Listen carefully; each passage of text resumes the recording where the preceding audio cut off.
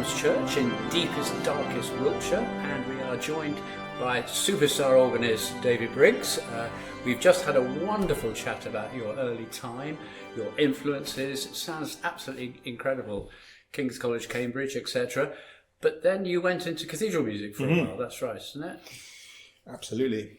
And in fact, for about 20 years, it was my ambition to be the organist of St Paul's Cathedral. It started when I started having lessons with Richard Popplewell.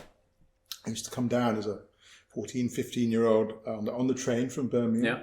And I used to have my lesson at, 2 o'clock or something like that. It was actually the organ at Cornhill, where he was the organist, was out for restoration. So we used to meet at St Martin's, Ludgate Hill, on that amazing Father Smith organ. You know? Yeah. And so the lesson would finish at 3. And then I'd go and have a coffee or whatever, and then Evensong at St Paul's was at 4 o'clock in those days. Yeah. And these were the halcyon days of Barry and Christopher and John Scott. Usually John was playing on Wednesdays, and this was like lifeblood to me. I used to go in there, and the choir was just astonishing.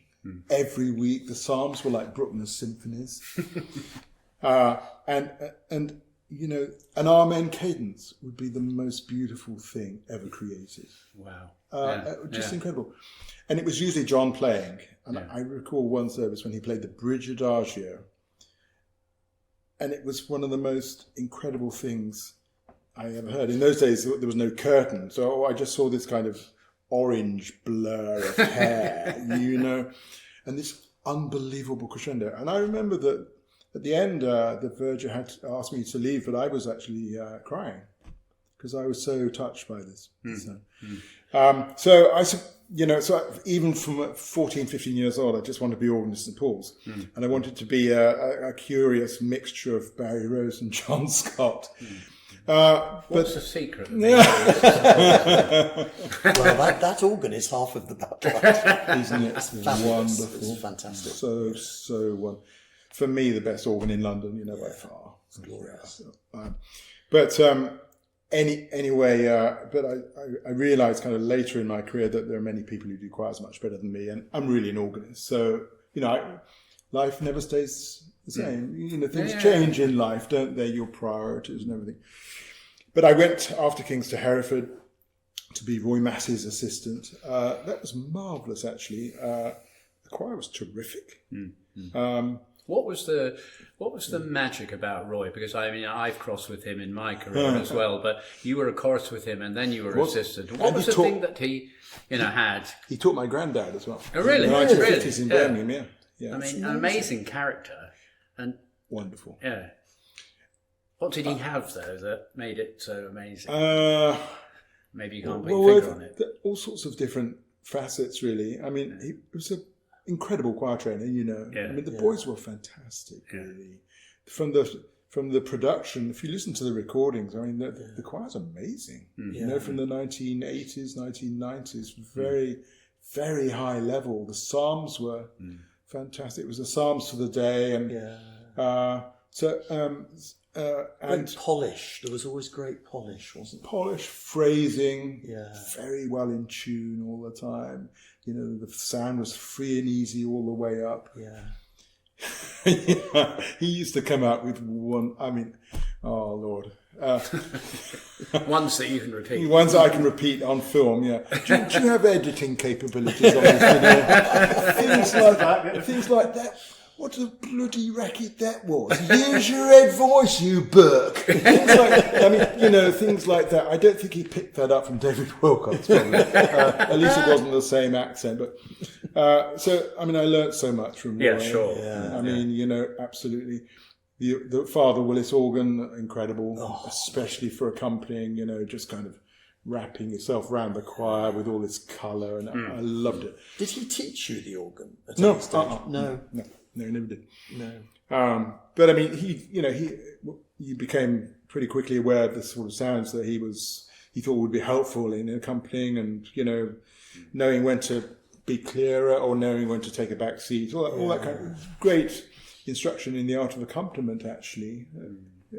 Quite free in some ways, but not without method, so to say. Sure. He was an incredible player too. Oh yes. I remember when I was a choir boy. He was up there with Gillian Weir and Simon Preston, Nick Kynaston. Really? He was really an amazing player. Yeah. And the other side, the big part of the Hereford assistantship is the three choirs. The three choirs. Yeah. And actually, between 85 and 88, there were, I believe, 6 people in the three choirs chorus who had sung under Elgar. Oh my gosh, that's amazing. That's not so long ago. Because Elgar conducted, I think, in the 1933 festival. I think it was the Kingdom, and they sung as teenagers, kind of thing. There was this little old lady at the back of the second altos who wore a tiny little hat and pink gloves. She came up to me. We were doing Drontius, and just before the intermission in the rehearsal, we'd been rehearsing the Demon's Chorus. So, with all these, the Elgar, the sort of like gargoyles, and this lady came up to me and said, Mr. Briggs, if I may say so, jolly well played in the Demon's Chorus. I said, well, thank you very much. And I thought you might be interested to know that Sir Edward liked it this way. And so she did this imitation of the problem with this lady is that everything she sang sounded a bit like this. So I love doing the repetiteur and getting really inside the big Elgar pieces. And we did Belshazzar's Feast. It was my first exposure to the B minor Mass, C Symphony, all the Britain War Requiem. I remember that was really a great training ground. Totally. Absolutely. Did they turn the cathedral around for the three choirs so you performed at the West End? That's right, yeah. And what did you do about an organ in that situation? There's a 2-manual festival organ that I think dates from the 30s. Oh, okay. It's not big in specification, but it's pretty monumental in voicing. So we used to use that, I do remember, we were talking about Drontius a few minutes ago, CBSO with the orchestra, and during the rehearsal for the prelude, you probably remember that there's a big sort of crescendo, and then there's a sort of fermata over a bar line. You stop for about 1 second, and then it goes, I think it's in C major, and you go boom, bum, bum. So in the organ part, the sign, which means stop, or like the pause, it's 2 diagonal arrows. Well, during the rehearsal, I was doing photocopying of descants for the opening service the following day. So I wasn't there for the rehearsal of the prelude. Came to the concert. And this thing where the whole of the CBSO stopped. I didn't know that sign, even after 3 years studying music at Cambridge. So I went, bah, and I just wanted to fall through a hole in the ground. I was so humiliated. And I remember Roy, I went and apologised to Rob because I felt really bad about this thing. My first concert in the three choirs, it's like a 50-par pile up on the M5. And he said, "Oh, Mom, dear boy, it's the man who never made a mistake never made anything." I always remember that. I thought, what an empathic reaction that was, But totally. But I knew people like Woolston Atkins was very much around. Elgar's godson. Used to talk about Elgar, E-L-G-U-H, Elgar. And Elgar came for tea one day because his father was Sir Ivor Atkins for 50 years, the organist of Worcester, I think.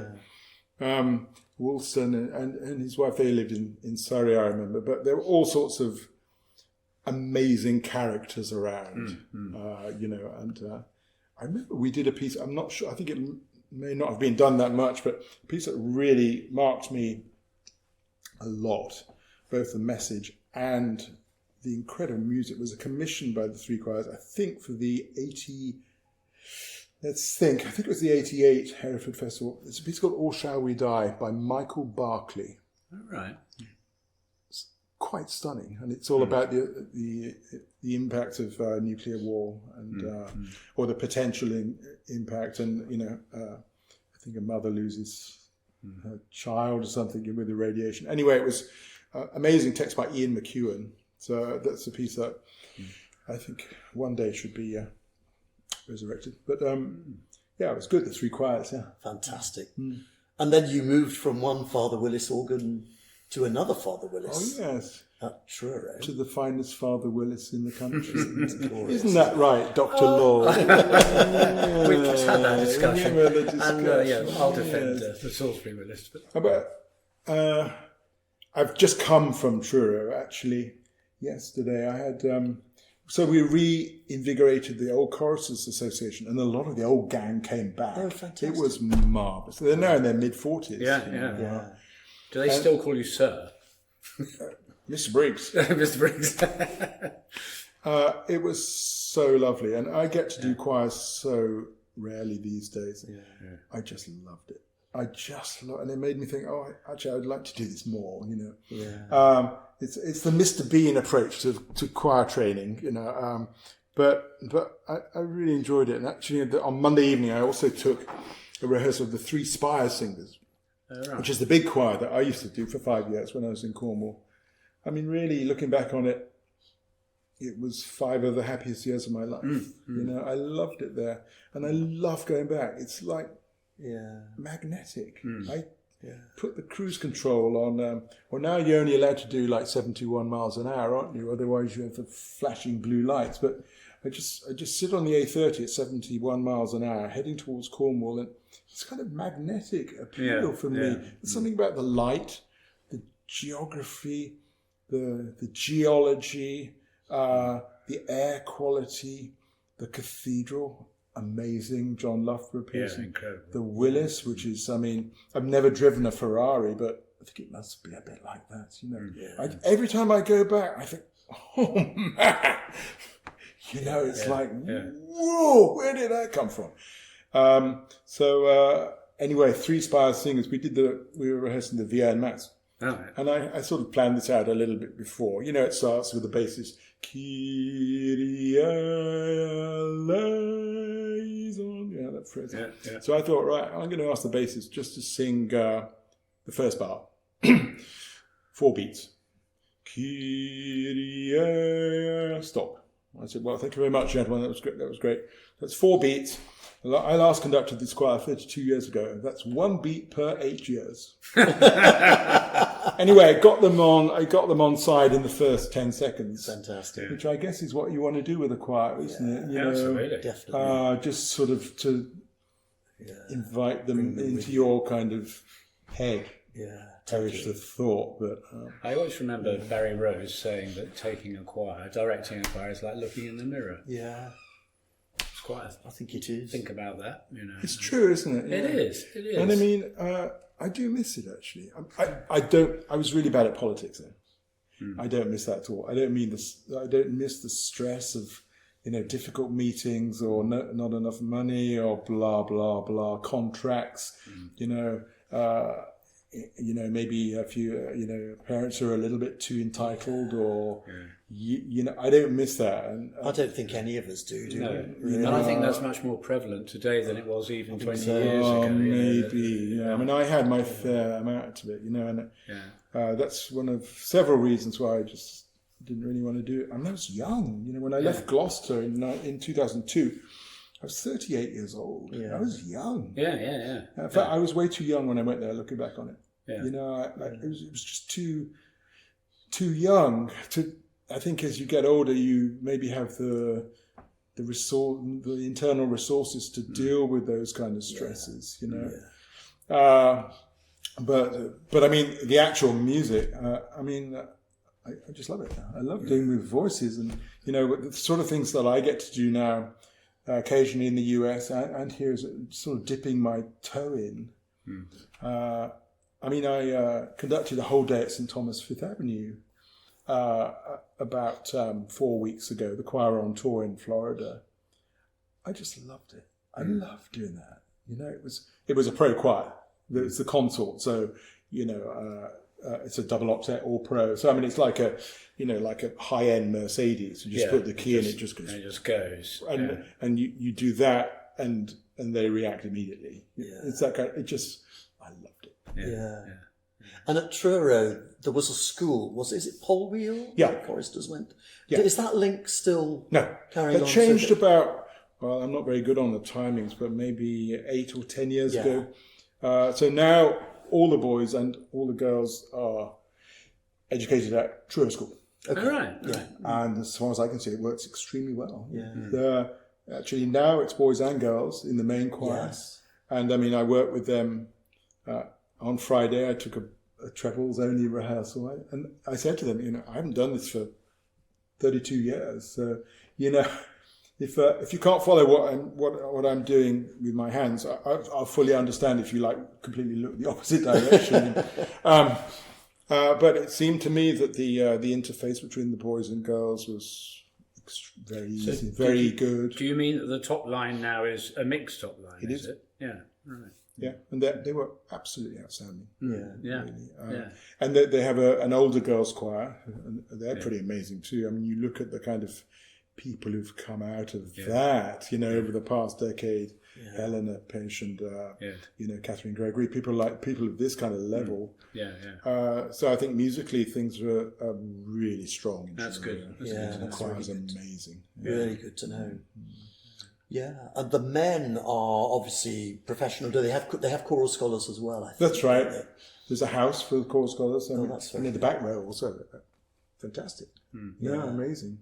Well, actually, that's amazing that in such a far-flung place as Truro that you can get a really good back row. I mean, I'm aware that in the provincial cathedrals, that I think they struggle quite a lot getting good singers, even in sort of built-up areas. So I think a large part of this is actually was Andrew Nessinger's initiative. When I left, he persuaded the chapter to buy a house for 4 choral scholars. Yeah. So you get 4 guys coming to Truro before going to King's John's, New College, Christchurch, wherever it is, and it's great. I mean, it's socially, it's great. Oh, absolutely. And the lay clocks stand about an inch taller because they don't want to be shown up. Of course, it's all good. It's a win-win situation. So. And I think Andrew did that in Gloucester as well after I left. So, and I think likewise there, it had a very positive impact. So. Yes. Yeah. And of course in Gloucester you had even more contact with the Three Choirs Festival. Yeah. And did you conduct, was it 3 festivals? Yeah, I did, Yeah. What an experience. It was amazing. I mean, actually I pressed the Philharmonia button in 1995 for various reasons. I mean, they're really a gold-plated orchestra, and about a third of the orchestra at that time were my old mates from the National Youth Orchestra. Oh, right. So we invited them, and that's very happily a tradition that I believe is still going, which is great. But and the things I suppose I miss most about Gloucester are the Gloucester organ. That was a big reason really for me for applying for the job. I just loved it. Yeah. And obviously it's a new organ now, and in many ways it's quite sad for me. But on the other hand, I really am open-minded, and nothing ever stays the same in life, does it? Things always evolve and change. Fashions change. So I miss the old organ, but it's kind of in my blood. It's in my veins. It's in my DNA. I kind of take it around. It was designed by my teacher, so I was also very fond of it. I know, and we gave it long trousers in 1999. Yes. With pedal mutations in it. Pedal divide. That's right. Did you do that at Truro as well? The pedal divide. Yeah, and at Truro, when Manders put it in. Ian Bell told me that they hooked it up in Bethnal Green and blue smoke came out of it. Oh no! So the organ, but the other thing that I really miss is the orchestral conducting. It was. I mean, I worked really, really hard. I was very motivated and quite idealistic, I guess. I had quite a lot of coaching with Vernon Handley. Fantastic. He used to live in Trellick, and I remember taking the Kingdom to Handley. And driving up there, and I just conducted through the prelude, and he gave me all these golden nuggets about orchestral psychology and things like this. You know, how to give them what they need and not more or not less. You know, about the importance of real clarity and about how what happens in between the beats is almost more important than the actual click itself. And then he said, well, I'd like to try this with one of Sir Adrian's sticks. Oh my gosh. And out comes this, you know, with the carved cork, you know. So there I was with bolt sticks. It was kind of a little bit surreal in a way. But doing the work with the orchestra, I really loved that. I mean, in one way it was kind of terrifying because I remember conducting La Mer with them. It was one of the most amazing experiences of my life. I mean, it's a piece I've loved since I was a really little boy, and so I do know it. But they'd just come back from Japan with Ashkenazi, you know, and I was sitting in this hotel room in somewhere like Lambeth, you know, with a pile of scores this high, faced with the prospect of like 12 hours rehearsal over 3 days with the Philharmonia, and I thought, what am I doing? Why are you doing this? But actually, looking back on it, I think it's probably the thing that enabled me to grow most as a musician is being, I mean, it was a colossal privilege to be on that rostrum. And, you know, in order to earn that privilege, you know, you really have to memorize the score. Hardly look at the score, you know, really just, and leads, you know, even just looking, you know, it doesn't matter who you look at kind of thing. And in rehearsal, not rehearsing stuff that doesn't really need to be rehearsed. Jim Clark was the leader of the Philharmonia in my time, and he really held my hand. Stunning player, but also he'd sort of lean forward and say, a bit more character. Things like this. Just wonderful, really. And basically, as long as you really know the score inside out, you're musical, you're respectful, and you manage the time properly. It was just amazing. It felt like playing a Steinway Model D concert grand. It was almost as if you had it in your imagination, they'd do it. And then, you know, with an orchestra like that, the rehearsals were, you know, good. But you get to the concert, and the afterburners are engaged. Wow. And it was just totally exhilarating. So I missed that. And I guess working with an orchestra like that must have informed your approach to organ scores and orchestral scores and your transcribing of works like Brahms too and so on. I mean, I just really love orchestral music. You know, on my phone, it's orchestral music I listen to most of all. You know, so that's really the only reason I have made these transcriptions, just to play it on my own instrument, and you know, to make the organ as it's not the same as the orchestra. That's not the intention, you know. But I think people can be really affected by hearing this great music on organs. And I recorded Mahler 5 on the Gloucester organ in 1997, and I got this email from some guy saying, "Oh, I've had your Mahler disc for a decade. And, yesterday I bought the orchestral version, and I much prefer the organ version." I thought, the check's in the post. There you go. At this point, I think we need to wrap up this bit. It's absolutely fantastic and very, very fascinating. I hope we can have another chat with you, and we're going to find out what you're doing at the moment. Let's do it.